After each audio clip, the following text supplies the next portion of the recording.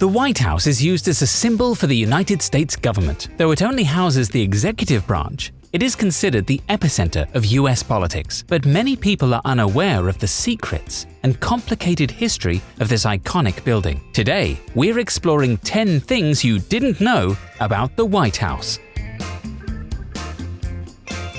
The White House was built in 1792 under the supervision of George Washington and Irish-born architect James Hoban. The property encloses 19 acres of land, and the building itself is roughly 55,000 square feet. There are 132 rooms, 35 bathrooms, and 6 levels in the residence. There are also 412 doors, 147 windows, 28 fireplaces, 8 staircases, and 3 elevators. The White House requires 570 gallons of paint to cover its outside surface. It has 10 rooms on the ground floor, 1 main corridor, 6 restrooms, 8 rooms on the state floor, 1 main corridor, 1 entrance hall, 16 rooms, 1 main corridor, 6 bathrooms, and 1 restroom on the second floor. It's much larger than the average US home, which is roughly 2,500 square feet. But then again, the White House is both a home for the first family and a full-time office and operations center for the executive branch. The last major renovation took place in 1940, and it is unlikely to undergo any serious changes in the near future.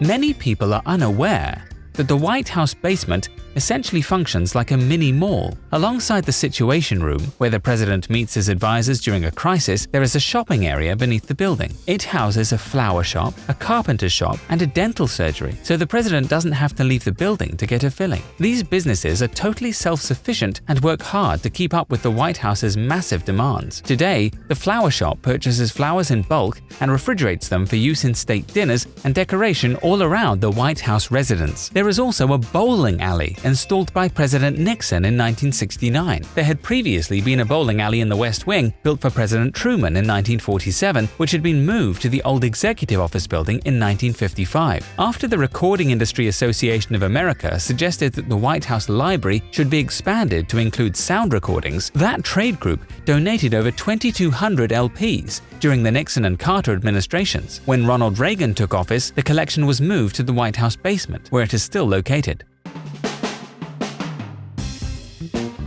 Recent research has uncovered that the majority of laborers responsible for the construction of the White House and other buildings in the US Capitol were slaves. On 25th July 2016, First Lady Michelle Obama gave a well-received speech amid what was otherwise a contentious night at the Democratic National Convention, during which she asserted that the White House had been built by slaves. The remark was a relatively minor detail in Mrs. Obama's larger commentary about progress in the United States. However, some people have a hard time accepting that the White House is the result of such a cruel practice. The fact remains, slaves did much more than build the White House. They also worked there over the course of 7 presidencies. Jefferson, Madison, Monroe, Jackson, Tyler, Polk, and Taylor all owned slaves while living in the White House. In fact, slaves were lodged at the White House far past its construction. Jefferson was the first to bring his slaves, a dozen of his household servants from Monticello, to 1600 Pennsylvania. After Jefferson, Madison brought slaves from his Virginia estate. Following the building's destruction during the War of 1812, slave labor was also used to rebuild the mansion between 1814 and 1818. This is a dark part of US history, but it is important to confront all the same.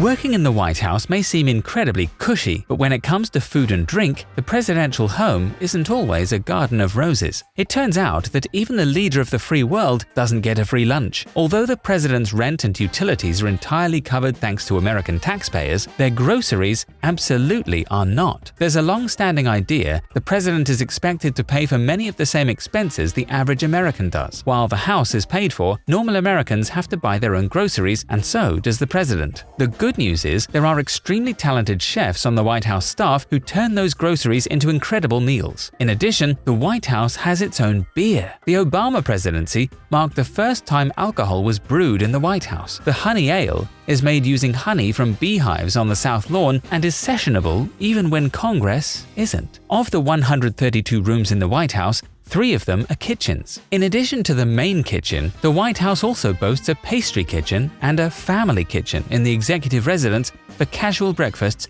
and meals that the first family can enjoy together. All of these services are paid for but the rest, like food, cosmetics, and toothpaste, come directly out of the president's salary.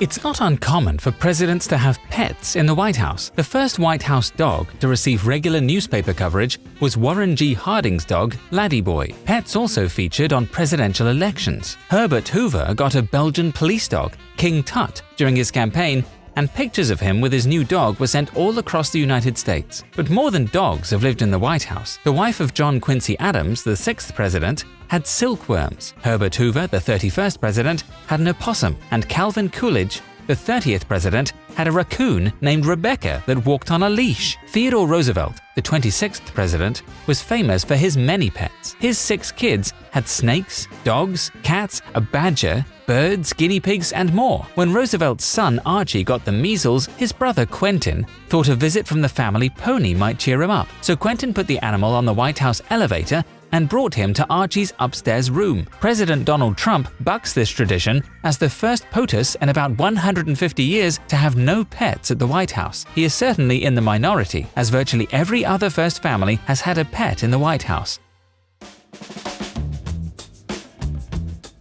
The most famous address in America, 1600 Pennsylvania Avenue, is also perhaps the country's most famous haunted house.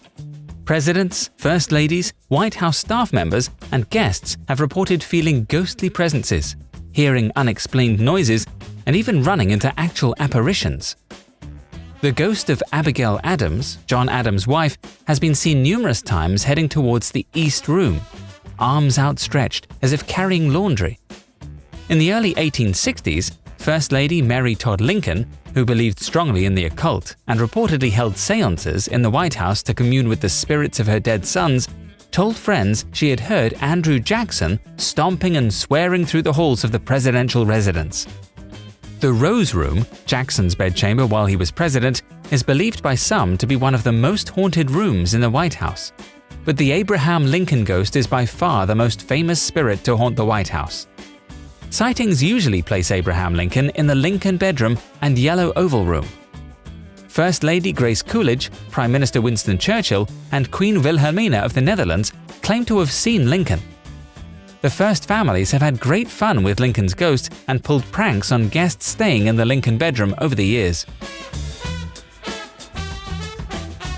The first president to install electric lighting at the White House was Benjamin Harrison in 1891. But he never touched the light switches himself for fear of being electrocuted. This was a reasonable fear, given how crude household electric wiring could be at the time. Electric lighting was installed in the White House in 1891. Few people at the time had enough faith in electric lighting to use it exclusively because its use was barely a decade old. The electrical work at the White House was planned as part of a well-funded project for wiring the State, War, and Navy building next door. Harrison was not only suspicious of electricity, he was deathly afraid of being shocked or electrocuted by coming into contact with this new force of nature. As a result, at times, lights on the second-floor residence of the president sometimes remained burning throughout the night. Harrison left the risky task of turning lights on and off to the staff of the president's house, reasoning that it would be far better that a staff member receive the shock of electrical current than the elected president of the United States. At various points in history, the White House has been open to the public. These days, it is extremely difficult to access the executive mansion, even if you are a government employee. But in 1800, when it opened, the White House was open to the public, who could partake in the presidential food and drink. John Adams believed that the White House was there to serve the people, and even let them graze their livestock on the lawn. This went on until 1814, when the British Army burned the White House and James Monroe installed an iron gate and fence. The Birth of a Nation is a highly contentious film. The 1915 epic pseudo-historical drama reimagines the world with a revisionist take on the American Civil War. It is renowned for being both extremely artistically valuable and deeply racist. The film has been credited with the rebirth of the Ku Klux Klan and has a bigoted plot. However, Birth of a Nation was the first movie ever screened at the White House. The film was facilitated by Woodrow Wilson soon after the film's release. After seeing the film, an enthusiastic Wilson reportedly remarked, "It is like writing history with lightning, and my only regret is that it is all so terribly true." The White House is one of the most iconic buildings in the world, and yet most do not know the origin of the name or its color. About 200 years ago, when the United States was a brand new country, people began to talk about where the president should live. Should the president live in the north or the south? Should the president's house be a palace like kings live in, or a simpler house? While Congress debated what to build and where to build it, the first president, George Washington, lived in 3 houses. The first 2 were in New York City. The third was in Philadelphia, Pennsylvania. Finally, Washington decided to compromise. He picked a patch of land on the Potomac River. Both Maryland and Virginia gave land for the new capital. The land was on the border of the North and the South. At that time, there were no western states. George Washington named the land the District of Columbia in honor of Christopher Columbus. Originally, the home's color wasn't from paint, but from a lime-based whitewash. The walls are made of sandstone, and the liquid was meant to keep the porous rocks from freezing during the winter. Workers would redo the whitewash to ward off weather damage, so the color always looked fresh. Even though its official name was the President's House, the massive White House was such a landmark that it soon earned the nickname of, you guessed it, the White House. It wasn't until 1901 that Theodore Roosevelt officially adopted this name.